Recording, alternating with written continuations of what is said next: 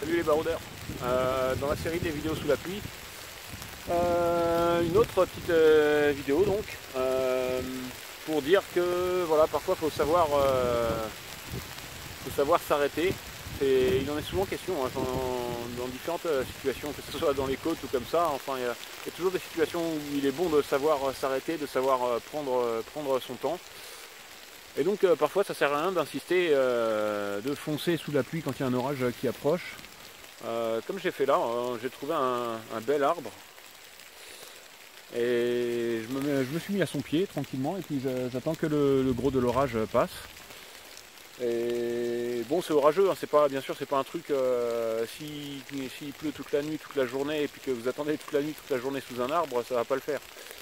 Mais voilà, quand il pleut, quand vous sentez qu'un orage approche, etc., vous pouvez très bien, il faut savoir parfois prendre pas son mal en patience, mais savoir poser son sac et puis prendre peut-être une demi-heure, une heure, pourquoi pas deux, et puis attendre que ça passe. Et à la fois c'est une bonne occasion d'observer la nature et puis d'avoir du temps pour soi, puisque quand on fait la marche au long cours, c'est aussi l'une des choses qu'on recherche. Donc ça peut être tout simplement l'occasion de méditer calmement et puis d'apprécier l'instant présent et à la fois bien sûr de se préserver soi-même, puisque du coup on sera beaucoup plus sec que si on avait marché sous la pluie. Donc, et puis nos affaires aussi, parce que même avec un couvre-sac, quand on marche toute la journée sous la pluie, ou bien même une heure sous une pluie vraiment battante, parfois le couvre-sac ne suffit pas, et puis ça finit par s'infiltrer à l'intérieur du sac, et on a beaucoup plus de mal à s'en remettre entre guillemets ensuite. Donc parfois simplement voilà, savoir s'arrêter, prendre le temps. Ça permet de préserver nos équipements au sec, au maximum, notre tenue, etc.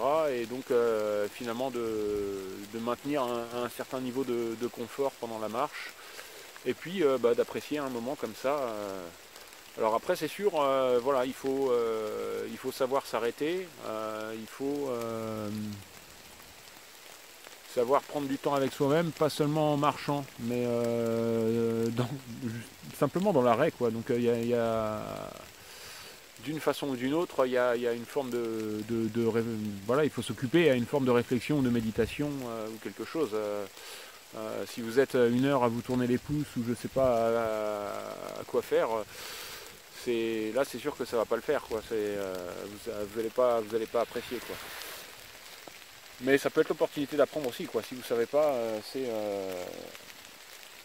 vous vous couvrez bien, vous mettez une veste et puis vous attendez que ça passe, au moins le plus gros. Après, bien sûr, vous n'allez pas passer 4 heures sous un arbre, pourquoi pas, hein, si ça...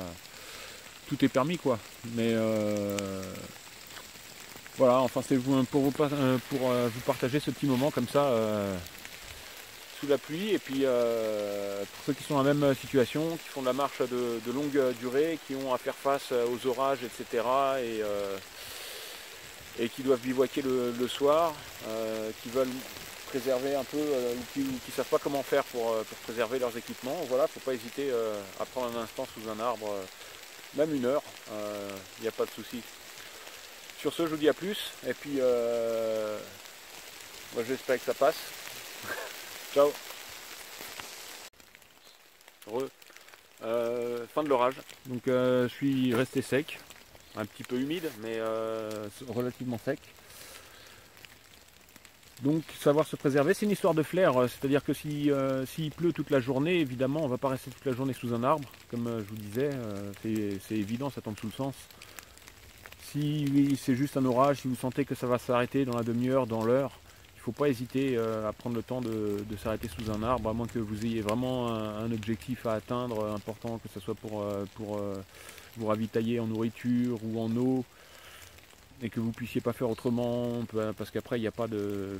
ça peut être le week-end, etc., ça peut être fermé, etc. Mais sinon, il faut savoir s'arrêter, et ça permet de se préserver, et puis d'apprécier beaucoup mieux la marche.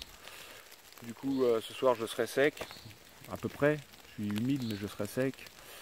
Et demain, quand je vais rattaquer, mes affaires seront sèches, j'aurai pas de problème pour faire sécher mes affaires pendant la nuit puisqu'elles sont juste humides. Voilà, donc pensez-y. Salut!